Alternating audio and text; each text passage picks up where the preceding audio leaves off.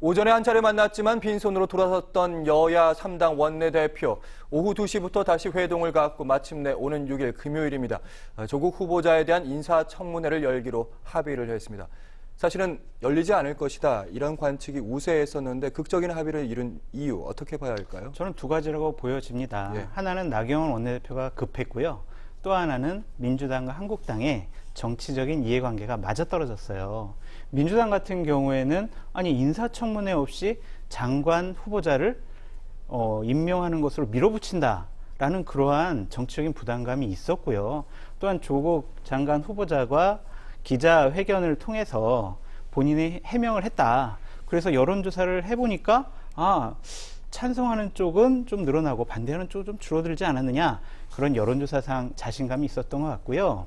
한국당 같은 경우엔 아니 이 인사청문회는 야당의 운동장인데 왜 이걸 발로 차버렸냐, 이러한 정치적인 부담감이 있었던 거죠. 하지만 이 나경원 원내대표가 그동안 증인 문제를 가지고 오락가락한 행태를 보이지 않았습니까? 이번에 핵심 증인이 빠진 그런 상태에서 인사청문회를 한다는 것은 상당히 좀 무기력해질 수가 있어요. 바른미래당에서 약간 비판했더라고요. 그렇습니다. 오신환 대표가 말을 좀 잘한 것 같은데요. 특히 이제 조국 후보가 지금 기자회견에서 했던 것처럼 아니 나는 잘 몰라요. 그리고 이 상황은 검찰 수사를 지켜봐야 돼요. 이런 식으로 얘기를 하면 핵심 증인이 빠진 상황에서 상당히 무기력한 인사청문회가 될 수 있다. 그런 부분이 좀 걱정이 됩니다. 네. 국민들 입장에서는 애초에 그러니까 월화에 청문회가 진행이 됐다면 관련 의혹들 이틀에 여실히 다 들여다볼 수 있었을 텐데 하루 정도의 청문회 예상이 되는 부분 조금 아쉬움이 남습니다. 장성철 소장님의 말을 좀 받는다면 약간 맥이 빠진 청문회가 되지 않을까 하는 우려도 좀 있습니다. 뭐 그럴 우려도 있죠, 사실은. 왜냐하면 증인들이 없는 상태에서 이제 서로 공방을 할 수밖에 없는 거 아니겠어요. 이미 또 그리고 기자간담회를 각각 열었잖아요. 그러니까 조국 후보자는 조국 후보자대로, 또 자유한국당대로 각자 기자간담회를 열어서 본인들이 하고 싶은 말을 이미 다 했어요. 그러니까 거기서 제기된 내용들을 가지고 공방이 이루어질 가능성이 있다는 생각은 듭니다. 그러나 이제 뭐 장 소장님도 얘기했지만 기본적으로 민주당이나 자유한국당이나 청문회를 해야 될 수밖에 없는 상황이에요. 그러니까 민주당 같은 경우나 청와대 입장에서는 청문회를 안 하고서 임명을 했을 때 여러 가지 논란이 될 수도 있고 여론이 또 상당히 안 좋아질 수도 있는 부분이 있거든요. 그런 차원에서 본다면 청문회는 반드시 해야 되는 상황이에요. 그래서 청문회를 해야 되는 필요성이 있었고, 나경원 원내대표나 자유한국당 입장에서도 청문회 걷어차고 지금까지 제대로 소위 이제 투쟁이라고 우리가 얘기해 볼게요. 투쟁이나 이런 걸 하면서 제대로 뭘 성과를 낸 게 없는 부분이 있고, 그러다 보니까 여러 가지 비난도 받고, 나경원 원내대표 같은 경우에는 지금 지도력에 상당히 상처를 입은 듯한 그런 분위기도 많이 나오고 있어요. 네. 이런 상황에서 이것까지 안 하게 되면 이제 뭐 그러면 결국은 또 여론이 이렇게 돌아가지 않겠어요? 뭐 보이콧을 누가 시작했냐 하는 부분의 책임부터 시작해서 실제적으로 조국 후보자에게 해명의 기회도 안 주고 이렇게 반대하는 것이 과연 맞느냐 하는 여론도 올라갈 수 있는 상황이다. 이런 상황에서 본다고 하면 나경원 원내대표나 자유한국당 입장에서는 불가피하게 받을 수밖에 없는 상황이다. 그래서 두 정당이 이해관계가 맞아떨어져서 결국은 6일날 하게 된 걸로 그렇게 결정이 됐다고 볼 수 있을 것 같습니다. 네.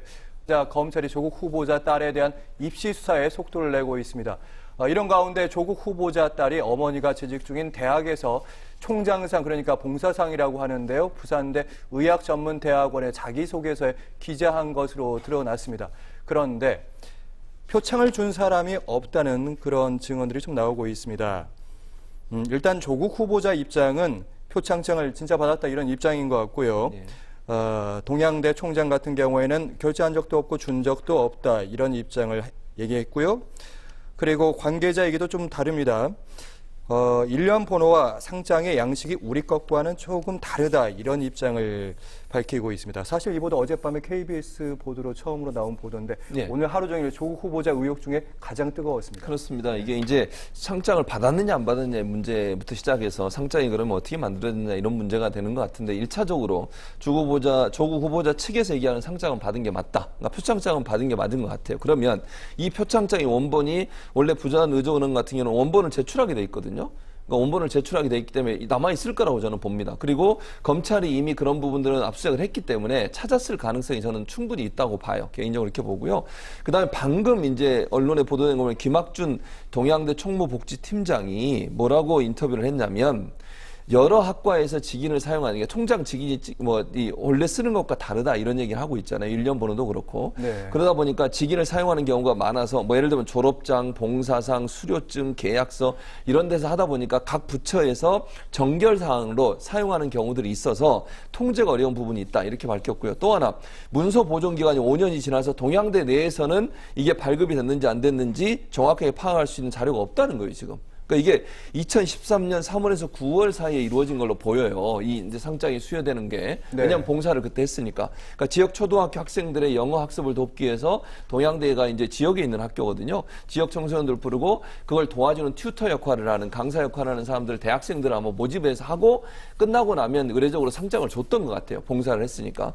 그런 차원에서 발급된 건데 이와 관련된 자료는 지금 현재 없는 것 같아요. 그러니까 사실관계는 좀 여기서 찾기는 어려울 것 같다. 그러면 저는 부산 의전원에 이 상장이 표창장이 제출이 됐다고 하면 거기서 검찰이 찾은 걸 가지고 이 상장이 받은 것 맞느냐 안 맞느냐 첫째 확인해야 되고 두 번째는 그러면 이게 정당한 방법을 통해서 발급됐느냐 하는 부분을 조사해 봐야 된다. 근데 제가 볼 때는 개인적인 생각입니다만 아마도 이 표창장이라고 쓰여진 걸 받은 건 맞는 것 같아요. 근데 과연 이 표창장이 그럼 어떤 방법을 통해서 발급되게 됐느냐 하는 부분은 반드시 조사가 필요한 부분이고 거기서 진위 문제가 밝혀져야 될 거로 생각이 됩니다. 네. 자, 오늘 나온 보도 중에 주목받았던 보도 있습니다. 검찰총장 앞으로 여시든 소포가 배달되고 있다는 기사가 눈에 띄고 있습니다. 조국 후보자 청문회 준비 사무실에는 꽃과 꽃다발이 보도가 됐다고 하는데 윤석열 검찰총장 측에는 다른 게 같다 이런 얘기가 있더라고요. 그러니까요. 그래서 이런 부분 물론 그 개인이 자기 생각을 표현하는 방식으로 이렇게 보내는 거 이거를 뭐라고 할 수는 없을 것 같아요. 그걸 뭐라고 하기도 애매합니다. 그러나 이런 것들이 윤석열 총장이 이거 가지고 영향을 받을 거라고 보진 않지만 이런 행동들은 그렇게 좋은 모습으로 보이지 않는 부분이 있는 것 같아요. 그러니까 여야를 떠나서 또는 진보 보수를 떠나서 의사 표현을 하는 거는 좋지만 저런 방식으로 하는 것은 긍정적으로 볼 부분 아니라는 생각이 듭니다. 그래서 정상적인 방법으로 문제 제기도 하고 의견도 표현할 수 있지만 저런 것들은 결국 이제 이게 받는 사람 입장에서 기분이 안 좋을 수도 있지 않겠어요. 그런 차원에서 본다고 하면 단체적으로 저런 행동을 하는 것이 도움이 될까 하는 생각은 들어요. 개인적으로 저는 꽃을 보내는 건 저는 충분히 가능하다고 봐요. 그런데 이제 이렇게 부정적인 예를 들어서 여든 야든 또는 중요한 정치인들이 각각 지지층들이 있을 거 아니에요. 그분들이 꽃 보내는 거 가지고 뭐라고 얘기하겠어요? 정치적 의사죠. 그렇죠. 네. 그런데 이제 이게 부정적인 영향을 줄 수 있는 이런 것들을 보내는 것은 조금 저는 자제하는 게 좋지 않겠나 개인적으로 그렇게 생각을 합니다.